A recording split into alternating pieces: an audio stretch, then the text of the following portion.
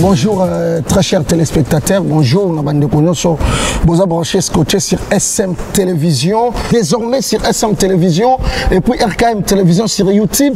Bon, nous l'avons notre émission Écho du CNES, l'actualité, l'activité, il y a Conseil national des supporters, bon, l'andango awa, na émission nabiso Écho du CNES na SM Télévision, dit de l'olingo na réalisation, il y a émission la mission. Alors, 7e journée à éliminatoire Coupe du Monde 2026, RDC Sénégal. Donc, il y a 3 buts à 2 en faveur. Il y a Sénégal. Et puis, Makambo et les gars qui sont stade, des gars qui sont stade. Et l'Inafoot, qu'est-ce qui se passe? Calendrier, saison sportive 2025-2026, commenté, ni les ont bloqués. Élection na niveau ya FECOFA donc actualité au le secrétaire général il y a Conseil national des supporters na kombo ya Shadrack Moupepe. CG, bonjour. Bonjour Ndeko Apodi Koko. Voilà CG, merci pour honorer biso pour le canal émission na biso Écho du CNES au tolobela sir l'actualité sportive dans la République démocratique du Congo. D'abord, au Tobandina, 7e journée, il y a éliminatoire Coupe du Monde 2026. RDC a s'incliné à domicile dans Sénégal. Chose où personne n'a s'attendre à déguer Salami na stade, Bouki Bakiti, Mahambebele Bele, étant expérimenté dans le monde, il y a Bale, il y a Congo. Nini o esali que République démocratique du Congo et s'en sortir devant Sénégal. Ndeko Apodi Koko avana banda kobeta masolo ya éliminatoire ya mondial 2026 au RDC Toutaï ko s'incliner face au Sénégal na 3 buts à 2. Je tiens à féliciter et à remercier les ministres des Sports et Loisirs pour les efforts consentis pour éliminatoire Oyo, on sentir qu'il était au four et au moulin quand il s'agit des non-léopards. Il s'est donné vraiment cœur, corps, âme et esprit. Bon, dans le football a toujours eu 3 résultats. Nous avons une victoire, un match nul et une défaite. Mokolowana, le dieu du football, n'a pas été de notre côté.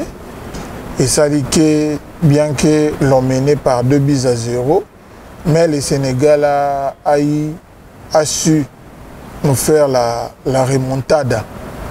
C'était dû à la déconcentration, à changement hasardeux de la part du sélectionneur. Ça, c'est mon point de vue, ça n'engage que moi. Voilà. Le sélectionneur a failli à ces changements, ce qui nous a coûté cette défaite. Bon, ce n'est pas la fin du monde, c'est une bataille perdue, mais ce n'est pas la guerre. La guerre reste là, on continue à batailler. Il y a encore 2 matchs qui nous restent.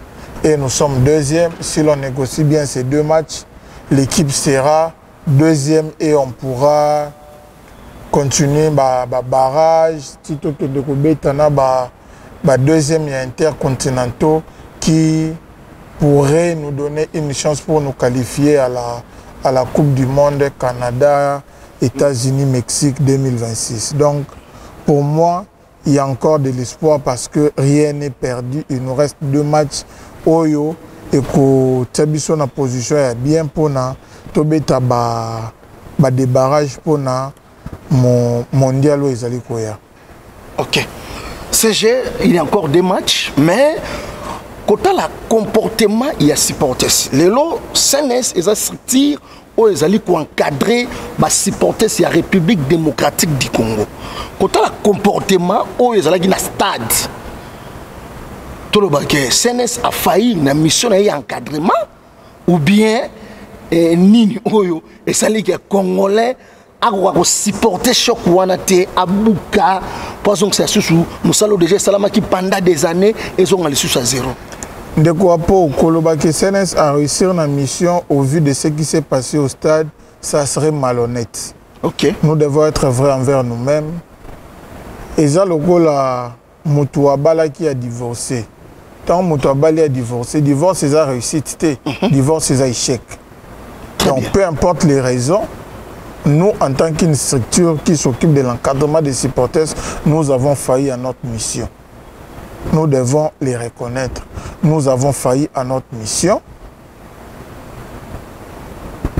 Il y a des raisons qui ont fait à ce que ce qu'on a vécu est à la viva qui a un comportement beaucoup à décourager. Nous sommes sportifs. Nous avons d'entrée de jeu que le football a 3 résultats. Tant que tu joues à stade, tu as un stade pour la victoire. On vient au stade en tant que supporter. Voilà. Un supporter est appelé à supporter. On ne supporte pas que dans le bon sens, on doit aussi supporter dans le mauvais sens. Okay. Quand l'équipe gagnait, les supporters étaient très enthousiasmés. Voilà. Mais tant que le match est commis Dédé, les supporters ont perdu espoir. Les supporters est le 12e homme, les 12e joueur sur terrain. On ne devrait pas se décourager, on ne devrait pas commis un acte de désolation auto-vivaki et ça normal à ta moquette. Nous devrions continuer à supporter l'équipe, peu importe les résultats. Et c'est ça être supporter. C'est ça supporter son équipe. On ne supporte pas que dans les bonheurs. On doit aussi supporter dans les malheurs. Quand ça va, ça va. Quand ça ne va pas, on supporte. Parce que supporter, il faut supporter. Il faut qu'on endure douleur. Voilà. Nous devions endurer cette défaite tout en étant sportif. La sportivité nous oblige d'accepter les résultats. Ah, Bogagné, félicitations, courage. Dans place Natalagi match, nous avions des Sénégalais. Et en tant que supporters, nous étions obligés de protéger nos amis sénégalais. Voilà. Si match est sili, bima stade na tranquillité, bazala agressé. Okay. Et c'est ce que nous avons fait. Et on peut se féliciter d'avoir fait ça. Nos amis sénégalais sont entrés au stade. Na Kimia, ils sont sortis. Na Kimia, malgré tout ce qui s'est passé. Malgré qu'il y a eu des fêtes, malgré qu'il y a eu il y a désolation où certains supporters mais les sportifs, les supporters, les autorités sénégalaises qui sont venus assister au match sont rentrés tranquillement, ils sont sortis du stade sans être bousculés, sans être attaqués. Ça, c'est un point positif qu'on doit aussi souligner. En dépit des actes, il y a cassure, il y a jeu de projectiles, on a à décourager. Et au niveau du Conseil national des supporters, nous sommes en train de réfléchir sur comment organiser un truc auquel je ne veux pas dévoiler. Nous sommes en train de réfléchir sur comment organiser un truc qui va regrouper d'autres structures qui s'occupent des encadrements des supporters aussi, voilà, comme nous, pour qu'on essaye d'échanger et aussi avec les grandes commissions des différentes équipes, parce qu'en réalité, nous sommes tous supporters, mais chaque supporter a son équipe d'appartenance.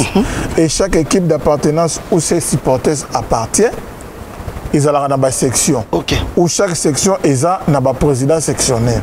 Donc on veut que le travail soit fait de cette manière-là, où les structures qui s'occupent des supporters au niveau national, et ça là, Moussala Nango, la grande commission, il y a une équipe, et ça, la Moussala Nango, le président, il y a une section, ça, la Moussala Nabango, na section, pour éviter, parce que, tout le monde qui est championnat national, ils ont plutôt éliminatoire, il y a Coupe du Monde.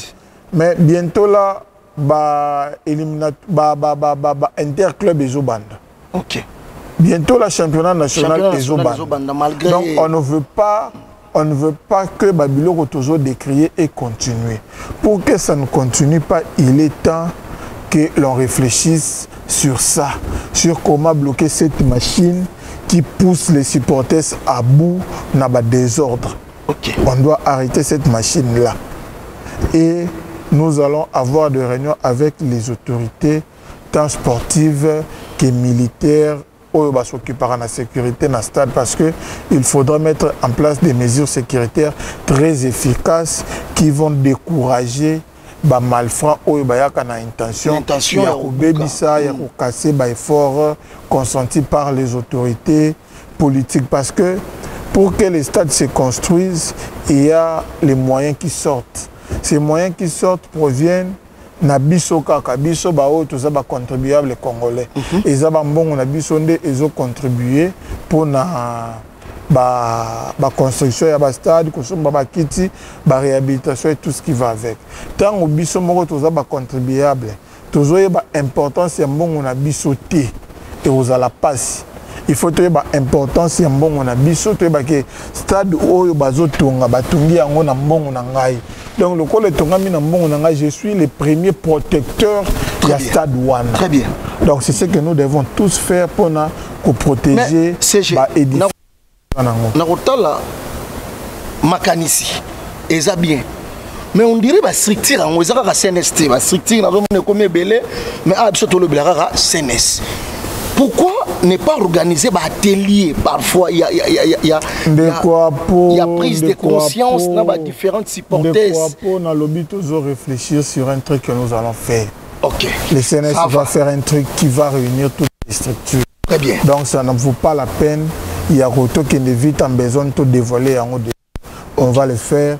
Et dans l'objectif, il y a qu'au rassembler la structure.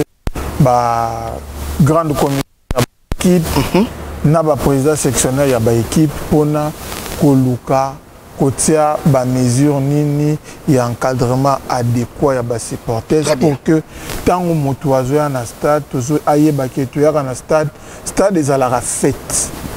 Quand on vient au stade c'est pour assister à la fête, on ne vient pas au stade pour assister à un deuil ou pour assister à une série de désordres au stade, non. Voilà. Un match de football est une fête où tu as un CP là.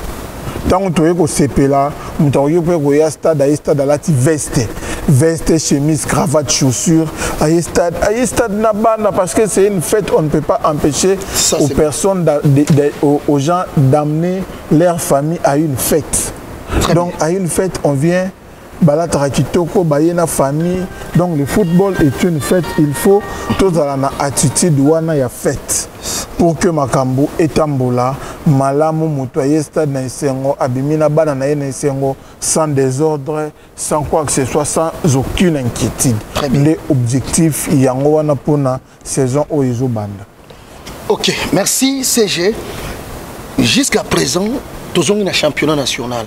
Chaque année je pense que l'équipe est là, les supporters sont là sur la désorganisation au niveau du championnat national. Et les conséquences sont réelles.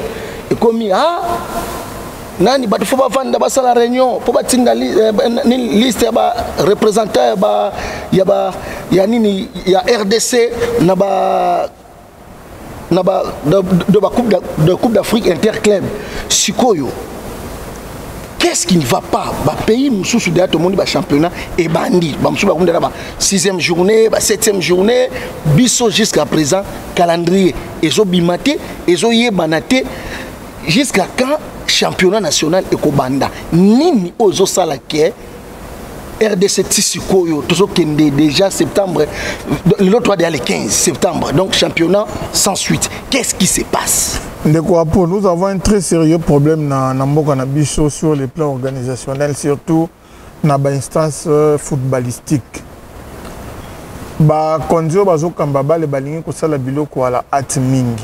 Et c'est ce qui nous conduit à tout ça.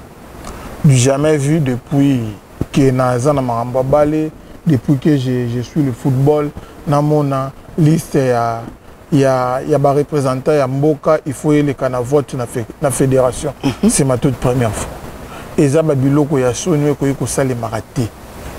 Déjà en son temps, le Conseil national des supporters a commis Bamikanda et Belo dans la fédération, où nous exigeons les élections.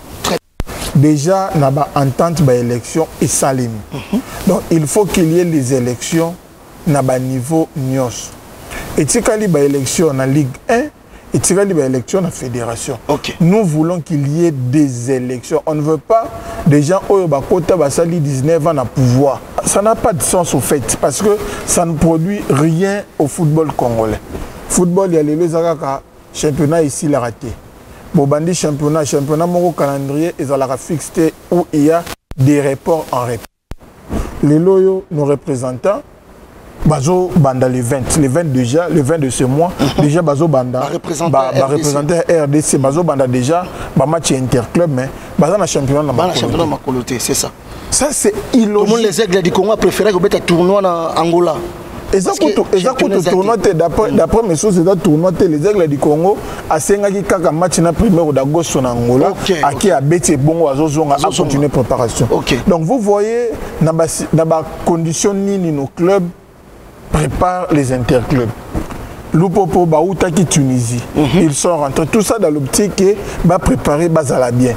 Simba Oaza représentant na biso na CAF, Aza basé na fief naie na Lualaba, Azo préparé interclub. Et Nani, Mani Magnon a kendaki Windhoek na Namibie pour nous préparer. Tout ça, et ça, il faut réveiller les dirigeants. Il y a des instances de football et ça normal que ba représenter ba banda ba interclub sans balena makolo et si kotozo c'est la résultat nini parce que les équipes à laquelle ba faire face na bango ce sont des équipes aguerries, ce sont des équipes où déjà babana qui va championnat mais biso awa tozana nukaka na des débats à dormir debout. Le Conseil national des supporters avait saisi la présidence de la République dans une correspondance. La première ministre, la fédération, pour exiger élection na Ligue 1 et élection na Conor.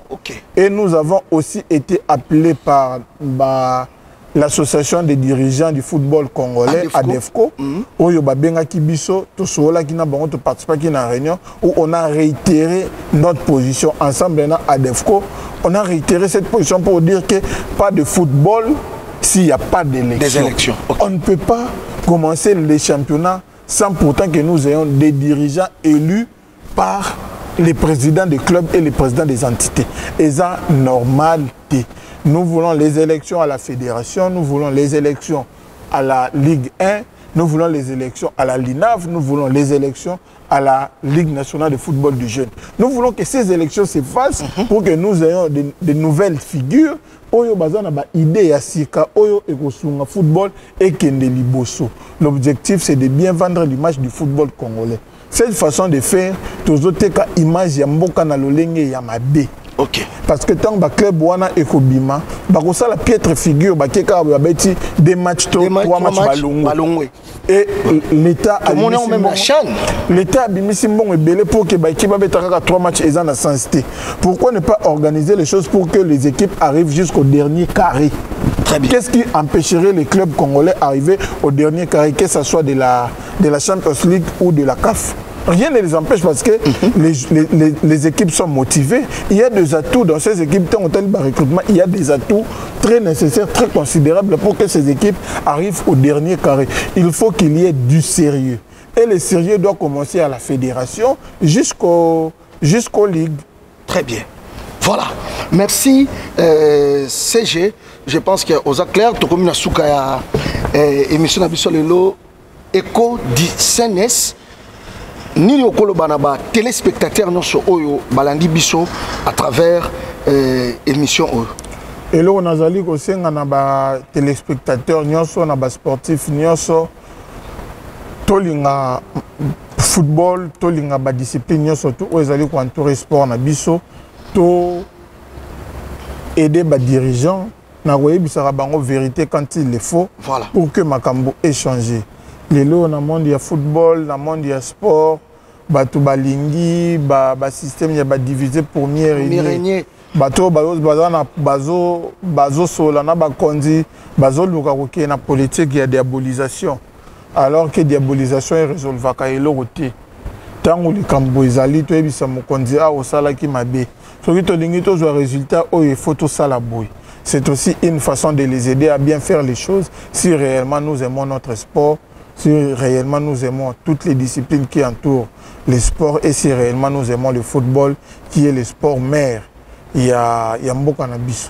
Voilà. Na bandeko nyonso surtout il y a CNS, mbote na bino, mbote na président Edi, mbote na CGA Lendo, mbote na ndeko trésorier général Rabi Kimbembe Mvuluzi, mbote na ndeko Papi Kitubila oyo azali relations publiques na ndeko Sandro Kilwa na le conseiller stratégique Jimmy Kavasala mbote na bamama nyonso ya CNS mbote na batu nyonso tu oyo tolingi masano ya ndembo na bosanité conseiller juridique ya CNS parce que CNS est une structure CNS est organisée. Nous avons aussi un conseiller juridique, Maître Jean-Louis Essoma, un avocat très puissant et très intelligent. Et à tous les membres, à toutes les mamans du CNS, to bunda bitumba tozo bunda pona bolamu ya football pe ya sport ya mboka na biso et kende liboso lobitan bakoloba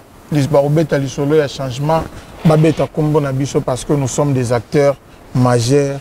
Merci beaucoup. Merci. Nos téléspectateurs, nous sommes Bolandi, émission Nabiso Echo du CNS. Donc, désormais, sur SM Télévision, Echo du CNS. Donc, activité nous sur CNS à Bandarosala. Et ben nous assure pour écouter CNS, ça m'a ramené CNS. Donc, en fait, ça strictement engagé pour l'évolution, il y a sport. En général, dans la République démocratique du Congo, on appelle le président Edi Moupepe, président de la CNS. Jimmy Kavasala, président Papi Kitubila, Sandro Kilwa, donc ma membre Nyoso, il y a CNS et pourquoi pas na PCP Mbote na Forêt Mambu et Yadema et na Christian Ngwanzu, donc on a directeur na biso na SM Télévision. Donc merci, restez branchés car on a programme na biso SM Télévision Mingi Echo di CNS avec votre humble serviteur Apo Dikoko et Dido Lolingo. Ciao.